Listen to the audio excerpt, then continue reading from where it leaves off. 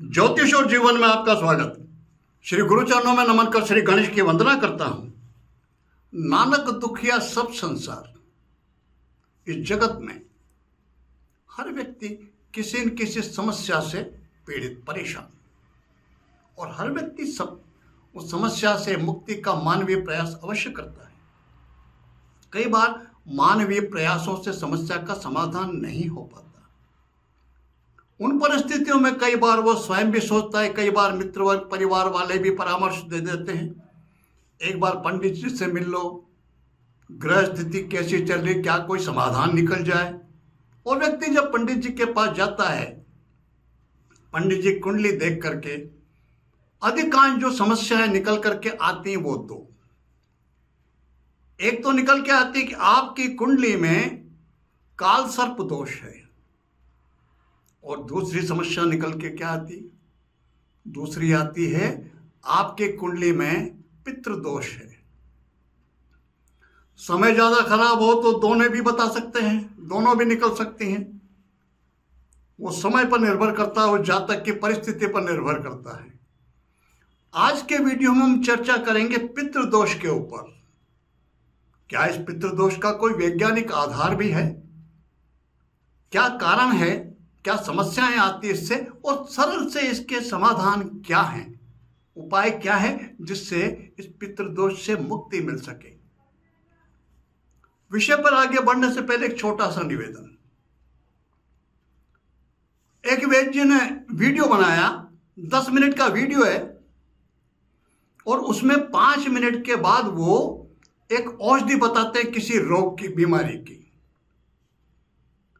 कई व्यक्ति बहुत ज्ञानी होते हैं, बहुत विद्वान। मेरे जैसे सामान्य व्यक्ति के लिए उनके ज्ञान की, उनकी बुद्धिमत्ता की व्याख्या करना बहुत मुश्किल। वो मैं नहीं कर रहा हूं। वो क्या करते हैं, वो उसको सुनेंगे और कमेंट करेंगे, सेव टाइम, और फिर डालेंगे 5 मिनट 1 सेकंड जो भी लिखेंगे, क्योंकि उनको दवाई का नाम वहां मिल रहा है। पहले की बात के तो वो है ही परम ज्ञानी। ज्ञान की यह अवस्था कि बस चर्चा भी नहीं कर सकते। लेकिन वास्तविकता क्या, वास्तविकता यह है कि उन पूर्व के 5 मिनट में वैद्य जी ने उस औषधि के सारे गुण धर्म बताए हैं। वो किन किन बीमारियों में काम आती है, उस औषधि को किसके साथ लिया जाए, किसके लिए लाभदायी है, किसको उसका प्रयोग नहीं करना चाहिए, किसके लिए वो हानिकारक हो सकती है, उस किसके साथ, उसके साथ में फिर बचाव, किसके साथ कौन सी चीजों का परहेज करना है, सारी जानकारी वैद्य जी ने दी है 5 मिनट में। और ऐसे जो ज्ञानवीर है ना, जिनका ज्ञान हिमालय से गहरा और सागर से ऊंचा, ये ज्ञान बघार देते हैं आकर के कि ये 5 मिनट पहले का सुनने की जरूरत है। ऐसे ज्ञानवीर अपने चैनल पे भी आते हैं। तो मेरा निवेदन मेरे प्रबुद्ध दर्शकों से यही, मैं एक शब्द भी व्यर्थ नहीं बोलता। चर्चा करते हैं आगे। पितृदोष, मूल रूप से देखा जाए तो मेरा अस्तित्व इस जगत में, इस संसार में मेरे पिता और मेरी माता के संयोग से है। मेरी माता का इस जगत में अस्तित्व अपने पिता और माता के संयोग से था। मेरे पिता का अस्तित्व अपने पिता और माता के संयोग से, ये अनुवांशिकी है।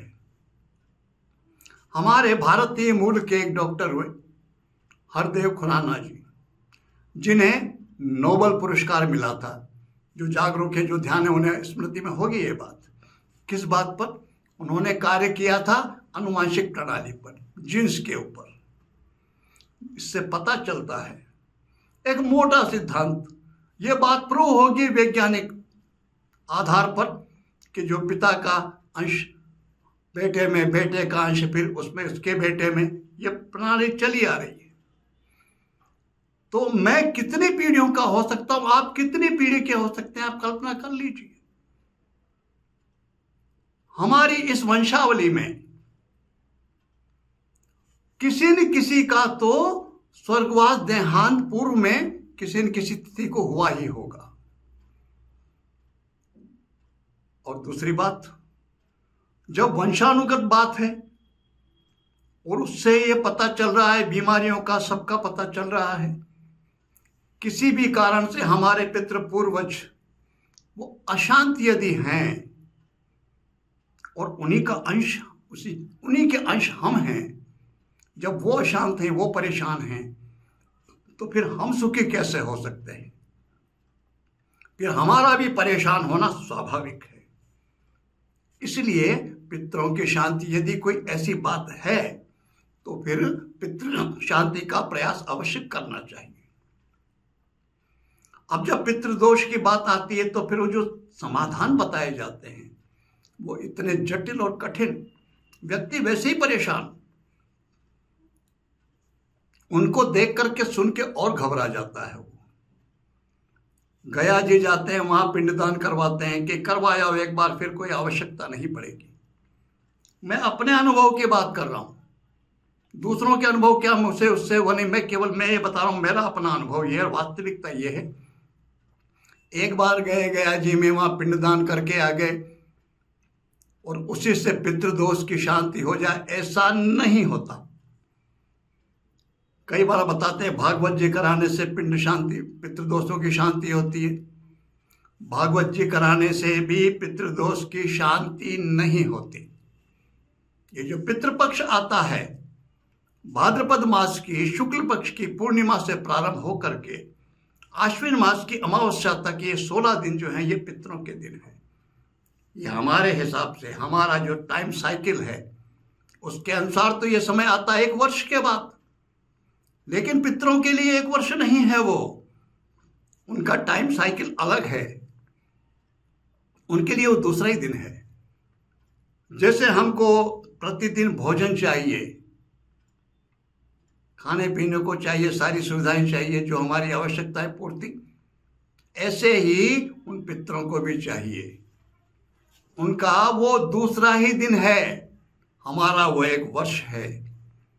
इसलिए जब भी ये पितृपक्ष आए, पितरों की शांति के लिए हमें यथेष्ट जो हमसे बन सके वो अवश्य करना चाहिए।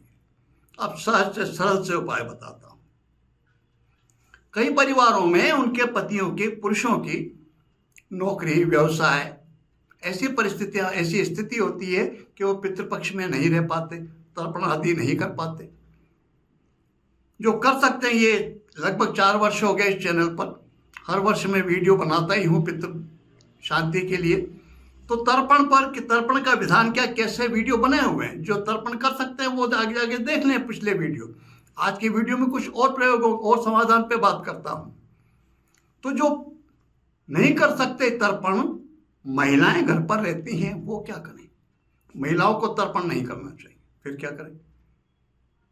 पुरुष कर नहीं पा रहे हैं, व्यवसाय की, नौकरी की व्यवस्था, उन्हें घर पे रहकर 12-11 बजे से लेकर के और 1 बजे के बीच में दक्षिण दिशा की तरफ मुंह करके और मंत्रों का जप कर लेना चाहिए। दीपक जलाकर पितरों का आह्वान करें, संकल्प लेकर के, जैसे मैंने बताया पूजन के इसमें तिथि का उल्लेख करके बोलें, सभी पितरों को आमंत्रित करें, सादर विराजने की बोलें और फिर वो मंत्र का जप करें।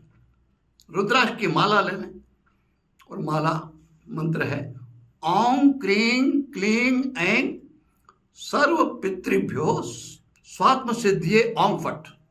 दूसरा मंत्र है ओम सर्व पितृ प्रंग प्रसन्नो भव ओम नमः। ये 2 मंत्र हैं अलग अलग, इन दोनों में से किसी मंत्र का जप किया जा सकता है। इन दोनों मंत्रों को मिला करके, इन दोनों मंत्रों को एक मंत्र मान करके भी जप कर सकते हैं। महिलाएं यदि करना चाहती हैं तो उनको ये इस तरह मंत्र का जप करना चाहिए पितरों की शांति के लिए। और प्रतिदिन, केवल पितृपक्ष में ही नहीं, पूरे वर्ष प्रत्येक दिन सायंकाल, संध्या काल के समय घर में जो जल का स्थान होता है वहां दीपक लगाना चाहिए घी का, और पहले सभी देवताओं को नमन करना चाहिए और फिर सभी पितरों को नमन करना चाहिए। ये कार्य हमेशा कोई भी कर सकते हैं, पुरुष कर सकते हैं, बहुत अच्छा। पुरुष नहीं रहते उस समय घर पे, अधिकांश नहीं रह पाते, तो महिलाएं ये कार्य को करना चाहिए। जो कन्याएं हैं, अविवाहित हैं, जिनका विवाह नहीं हुआ, उनको यदि कोई पितृदोष बताता तो गलती उन पर पितृदोष नहीं लगता। जब उनका विवाह हो जाता है, जिस कुल में जाती हैं उस कुल में यदि पितृदोष, उनके पितृ शांत है तो वो उनको, उनकी शांति की व्यवस्था बैठती है, कन्याओं को नहीं। कन्या तो जब अपने माता पिता के घर में है, वहां पितृदोष है तो वो पितृ, उसके पिताजी भाई, उनका बनता है शांति का, कन्याओं का नहीं बनता। ये ध्यान रखने की बात है। तो हम एक बात मान करके चलें, हमारा अस्तित्व इस जगत में हमारे माता पिता के कारण, हमारे माता पिता का अस्तित्व उनके माता पिता के कारण, इस तरह से पीढ़ियों का हम विचार करके देख लें। इसलिए अगर किसी भी कारण से अशांति रही है हमारे पितरों के मन में, वो कारण कुछ भी हो सकता है, तो निश्चित रूप से फिर वो अशांति हम तक भी आएगी। हम भी फिर जीवन में सुखी अनुभव नहीं कर पाएंगे। और एक ही कारण, हम जो जड़ है हम उसको सही करने का प्रयास करें। मूल कहाँ पर है? हरदेव जी खुराना ने वो जो अनुवांशली प्रणाली, भारतीय ज्ञान विज्ञान इतना सूक्ष्म जहाँ पहुँचा है, वो जो चाहे उपाय हो या समझना हो, वहाँ अभी आधुनिक विज्ञान पूर्ण रूप से नहीं पहुँच पाया। जितना पहुँचा है हम उतना ही स्वीकार कर लें और उसी का लाभ ले लें। तो वो ये कह रहा है, ये विज्ञान इस बात को तो सिद्ध कर ही दिया कि अनुवांशिकी गुण हम में मौजूद, हमारे पिता के पिता के पिता के। तो यही पितृदोष है। सबके घरों में, सबकी कुंडलियों में नहीं होता। पितृदोष कैसे बनता है वो एक अलग विषय है। इसमें केवल चर्चा मैं ये कर रहा हूँ कि यदि पुरुष हैं और उस समय 10 से 11 से लेकर के 1 का सर्वोत्तम समय रहता है, दक्षिण दिशा की तरफ मुंह करके कैसे तर्पण किया जाता है, पिछले वीडियो देख लें। नहीं कर सकते पुरुष तो महिलाएं, जैसे मैंने इन मंत्रों का निवेदन किया, इनका जप करें और वर्ष भर जहाँ जल का स्थान होता है वहाँ दीपक लगाएं और पितरों से कृपा की, शांति की प्रार्थना करें। ये एक दिन का काम नहीं है, ये प्रतिदिन होने वाला कार्य है। हमको अगर पितरों की कृपा चाहिए तो हमें उन्हें यथेष्ट सम्मान देना ही चाहिए। और ये पितृपक्ष उसी का है। हमारे लिए 1 वर्ष में आता है, हमारा टाइम साइकिल, उनका टाइम साइकिल अलग है। उनके लिए दूसरा ही दिन है। जैसे हमको प्रतिदिन सूर्योदय के पास जो कुछ चाहिए, हमारी आवश्यकता है, वैसे उनको पितृपक्ष में चाहिए, वो उनका दूसरा ही दिन है। और एक बार और मैं फिर अपने अनुभव की बात कर रहा हूँ। मैं दूसरों के अनुभव, हो सकता है दूसरों का अनुभव कुछ और हो, मैं तो अपने अनुभव की बात कर रहा हूँ। यदि आप ये करके आ गए गया जी वहाँ पर, और ये आपके मस्तिष्क में हम तो वहाँ करके आ गए हैं, हमारे पितृ तो शांत हो गया, हमें उनके कुछ करने की आवश्यकता, ये भी कहते जो वहाँ करे उनको पिंडदान, उनको तर्पण नहीं करना चाहिए, शांति नहीं करनी, ये बात भी गलत है। ऐसा नहीं है। पितरों को यथेष्ट सम्मान दीजिए। उनको सम्मान देना बहुत आवश्यक, क्योंकि इस जगत में, संसार में अगर हम अशांत हैं, दुखी, तो हमारे कर्मों से ये क्या कम है कि उन्होंने, उनके संयोग से हमें मानव जीवन मिला, मनुष्य जीवन मिला। ये भी कम उपकार नहीं है हमारे पितरों का। हमको इसका ऋण नहीं चुका सकते हम, ये मान लीजिए। इसी का ऋण चुकाने के लिए हम उन्हें सम्मान दें। और ये जो दिन हैं 16, इनमें प्रतिदिन हम उनके नाम से मंत्र जाप करें, तर्पण करें, जो कुछ कर सके करें। और कुछ नहीं कर सकते तो अंतिम दिन जो बनती है अमावस्या, उस दिन जितना कर सके, एक ब्राह्मण का जोड़ा, एक ब्राह्मण पति पत्नी, 1, 2, 5, 7, जितनी हमारी क्षमता हो, जितनी श्रद्धा से बुला करके उन्हें भोजन की व्यवस्था कराएं, यथेष्ट वस्त्र दक्षिणा आदि दे करके संतुष्ट करें। जब बिठाएंगे, भोजन कराएंगे, तो दक्षिण दिशा की तरफ, दीवार की तरफ बिठाएंगे उनको। उत्तर में मुंह रहेगा उनका, पितरों की दिशा ही दक्षिण है, उन्हें दक्षिण दिशा में बिठाना चाहिए। उनका मुंह होना चाहिए उत्तर में। भोजन जो करवाते हैं यजमान, जो हम कराएंगे, हमारा मुंह रहना चाहिए भोजन उनको करवाते समय दक्षिण में, क्यों? वो बैठे ही दक्षिण में, वो हमारे पितृ के स्वरूप है, उनके प्रतिनिधि हैं वो।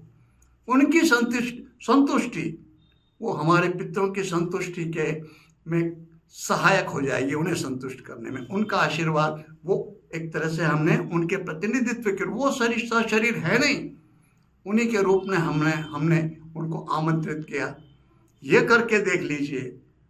निश्चित रूप ये सहज से सरल से उपाय हैं कि ऐसा ही पितृदोष हो आपकी कुंडली में, आपको निश्चित रूप से उससे शांति मिलेगी। आप सबके ऊपर, आप सबके पितरों की कृपा और शांति प्रदान करें। आप सबको वो शांति हो, उनको मन में वो शांति प्राप्त करें और आप सबको शांति प्रदान करें। इसी प्रार्थना के साथ मैं आप सबको नमन करता हूँ। नमस्कार।